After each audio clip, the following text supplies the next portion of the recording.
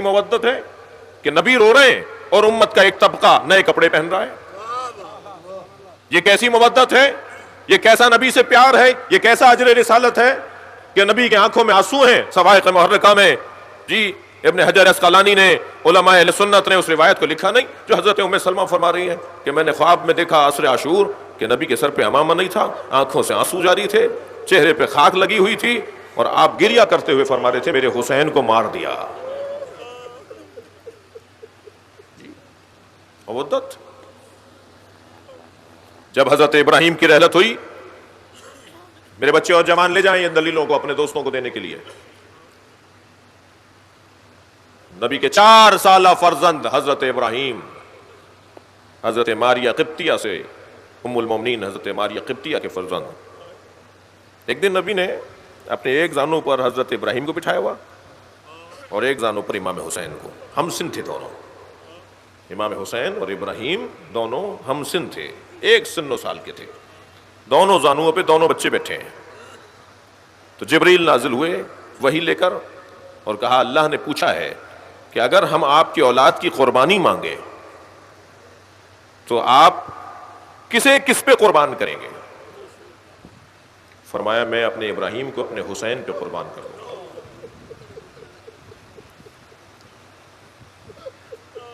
جیسے ہی نبی مکرم نے ابراہیم کو حسین پہ قربان کرنے کا اظہار کیا، ابراہیم ایک دن بیمار ہوئے اور رحلت ہو گئی.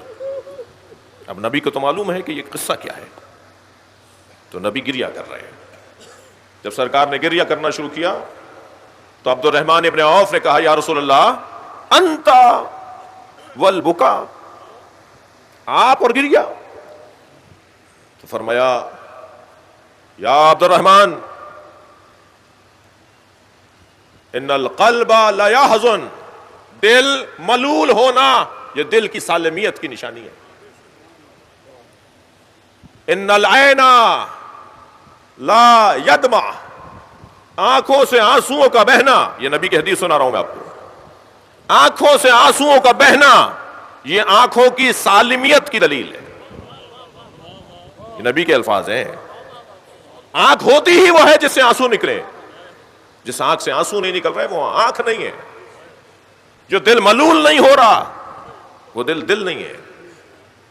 اور فرمایا سنو الا اللہ یقول لا یرضا، فقط بات یہ ہے کہ آنکھوں سے آنسو بھی نکل رہے ہوں، دل بھی ٹوٹ رہا ہو، مگر زبان سے اللہ کا شکر بھی ادا ہو رہا ہو، اس سے رضایت کا اظہار بھی ہو رہا ہو. یا اللہ یہ جنازہ دیکھ کے روؤں گا اس لیے کہ تو نے رونے کی صلاحیت دی ہے.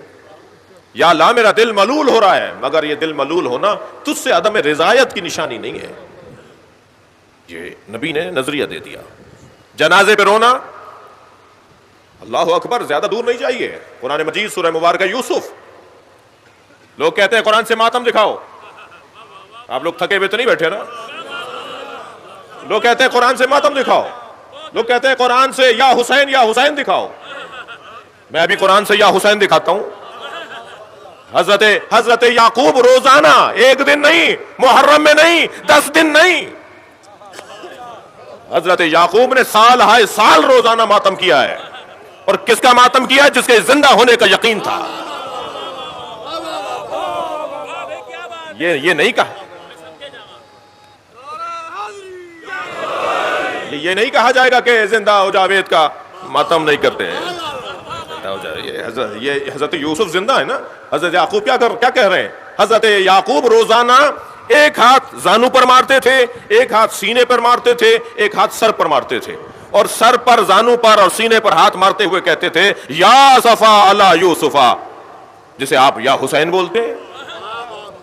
قرآن کی آیت سنا رہا ہوں نا میں آپ کو. یا اسفا علی یوسفا، یا اسفا علی یوسفا، ہائے میرے یوسف، ہائے میرے یوسف، یا یوسف، یا یوسف. کون؟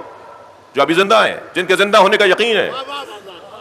اور نہ صرف زانو پر، سینے پر اور سر پہ ہاتھ مارتے تھے حضرت یعقوب، بلکہ وَبْيَضَّتْ عَيْنَاهُ، اس کی بعد والی آیت، وَبْيَضَّتْ عَيْنَاهُ فَهُوَ قَدِيمٌ، اور اتنا روتے تھے ماتم کرتے ہوئے کہ رو رو کے حضرت یعقوب کی آنکھیں سفید ہو گئیں. اور قرآن کیا کہہ رہا ہے؟ فَهُوَ قَدِيمٌ، اور یعقوب صرف کاظم نہیں تھے، کظیم تھے. اور فرمائیں گے بھائی تھوڑی دقت بڑھائی اپنی جی. ایک ہوتا ہے صابر، ایک ہوتا ہے صابر، ایک ہوتا ہے کاظم. صابر اور کاظم میں فرق ہے. کاظم برداشت کرنے والے کو کہتے ہیں، اور کاظم میں بھی انتہائی برداشت جب آ جائے تو اسے کظیم کہتے ہیں. جیسے عالم اور علیم جی، جیسے شاہد اور شہید، جیسے ناصر اور نصیر جی، ایسے ہی کاظم اور کظیم. کاظم اسے کہتے ہیں کہ جو انتہائی برداشت رکھتا ہو. اب یہاں رو رہے ہیں، ماتم کر رہے ہیں، سینے پہ ہاتھ مار رہے ہیں حضرت یعقوب. قرآن کہہ رہا ہے کہ یہ سب سے زیادہ برداشت رکھتے تھے. یہ کیا مطلب ہے اس کا؟ ذرا آپ کی توجہ چاہوں گا. یہ کیا کہہ رہا ہے اللہ؟ کیا بتانا چاہ رہا ہے؟ کیا مطلب ہے اس آیہ کریمہ کا کہ حضرت یعقوب سینے پہ، زانو پہ، سر پہ ہاتھ مارتے ہوئے یا اسفا علی یوسفا، یا اسفا علی یوسفا کا نوحہ بلند کرتے تھے اور آنکھوں سے آنسو گراتے تھے، اور اتنے آنسو بہائے کہ آنکھیں سفید پڑ گئیں. اور قرآن کہہ رہا ہے فہو قدیم، اور یہ بہت زیادہ برداشت کرنے والے تھے. صرف ایک ہی بات تو سامنے آتی ہے، صفحہ تاریخ کو پلٹ کر دیکھیے. جنہوں نے یعقوب کے بیٹے حضرت یوسف کو کنویں میں ڈالا تھا وہ سامنے نظر آ رہے ہوتے تھے، تب بھی ماتم کرتے تھے اور برداشت کرتے تھے. بھائی غور کریں، بہت واضح پیغام ہے قرآن مجید کا کہ عزاداروں کو کیسے زندگی گزارنی ہے. خبردار خبردار، جنہوں نے اہل بیت پہ ظلم کیا وہ سامنے آ جائیں یا ان کے چاہنے والے سامنے آ جائیں، تم اپنے ماتم سے ہاتھ نہ اٹھانا. برداشت کرو، ان سے ملاقاتیں کرو، ان سے دوستیاں رکھو، ان سے آنا جانا رکھو، ان کے ساتھ کھاؤ پیو. بھائی اور کتنا پیغام واضح ہوگا؟ قرآن ہمارے لیے رہنما ہے یا نہیں ہے؟ قرآن کہہ رہا ہے کہ یہ ماتم بھی کرتے تھے، روتے بھی تھے، فہو قدیم، اور برداشت بھی کرتے تھے. کس بات کو برداشت کرتے تھے؟ ان بیٹوں کو روزانہ دیکھتے تھے جنہوں نے حضرت یوسف کو کنویں میں ڈالا تھا، مگر اپنے بیٹوں کو اپنے گھر سے نہیں نکالا. بھائی آپ لوگ اگر تھوڑا سا، میں بہتوں کی زیارت نہیں کر پا رہا ان روشنیوں کی وجہ سے، مگر آپ احساس دلائیے کہ آپ یہاں پر ہیں. غور کریں.